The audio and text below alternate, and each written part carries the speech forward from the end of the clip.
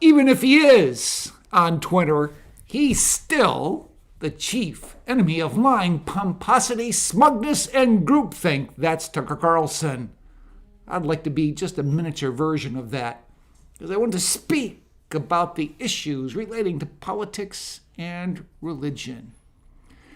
I can't help but think of the communist Chinese as they're observing what's going on in the southern border. With Title 42 being lifted, with masses coming through that border, and 1,500 troops are merely doing paperwork. What are they thinking? Are they thinking that Biden is a dim bulb, a dimwit, or a doofus? Think about how effective he's being in tearing down America. And that's exactly what China wants. Weaken it. Overload it. You've been hearing cities calling states of emergency because there are too many illegal aliens in their city, even as they proudly proclaim their sanctuary cities. Communist China is looking at all this and maybe now thinking, maybe he's not a dimwit, a doofus, a light bulb. Maybe he has dementia. But maybe there's something more to this than that. Given the fact that Chinese nationals can slip through the border as well, China must be wondering, could Biden be an ally of China? I wonder this, given the recklessness that we're observing at the national level. And as we observe this at the national level, we see how it's affecting all of us, in that every town is now becoming a border town. Do you hear about those who live there on the border of Texas, where they can't go out at night, or really can't even go out at their house without being armed because of so many flooding their area who do not belong there? There's no respect for property. You see and observe those that are amassing at the border. I don't see women and children. I don't see people dressed in rags. What I see is young men outfitted in pretty nice clothes. And I think, as I have considered Joe Biden being an ally of China, Glenn Beck gave me something even more to think about. I hadn't thought about this, but he broached it. He said, Joe Biden is a pimp. Joe Biden is a trafficker. Meaning, how much money is he getting in exchange for his policies currently at the border?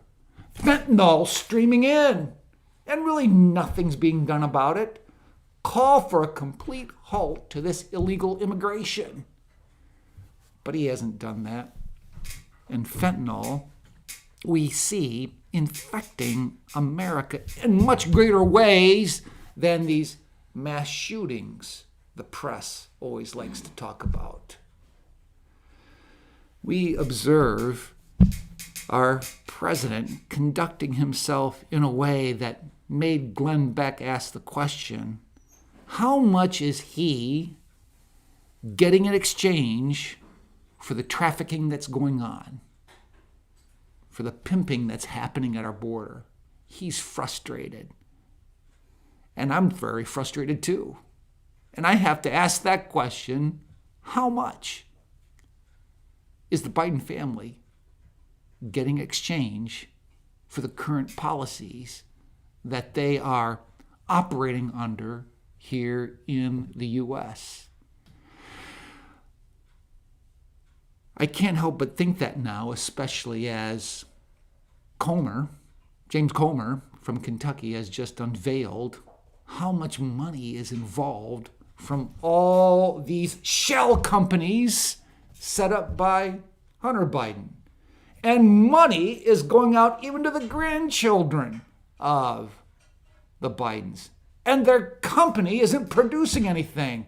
I think like Byron Donald said, the only business that the Bidens are in is politics. But they've used the system in such a way that they can accumulate all this money for their own family, except the child that came by way of Hunter's prostitute. Well, I guess the child's getting some payments.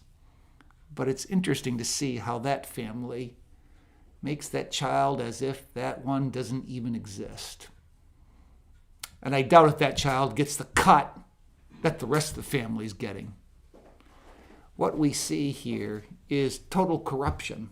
The Biden crime family. I never thought I'd really talk about a president in this way, but I think it must. The subject must be brought up in a way where you can ask these kinds of questions that Glenn Beck asked. How much is he getting in exchange for the trafficking that we are observing south of the border? Oh, Tucker, I hope you do well in your new gig. I don't know if it's going to be Twitter, but isn't it interesting? Those on the left are already wondering who's going to police you. What we see is the total corruption of our freedom of speech that the press is to uphold. And once again, we see more evidence of the press not merely being the enemy of the truth, but the enemy of the people. When you have someone like Brian Stelter wondering who's going to police Tucker. Tucker, I wish you well, because I think you've done a great work and hope that your work will expand. Well, unlike Tony Kornheiser of Pardon the Interruption, I cannot promise you that I'll do better the next time.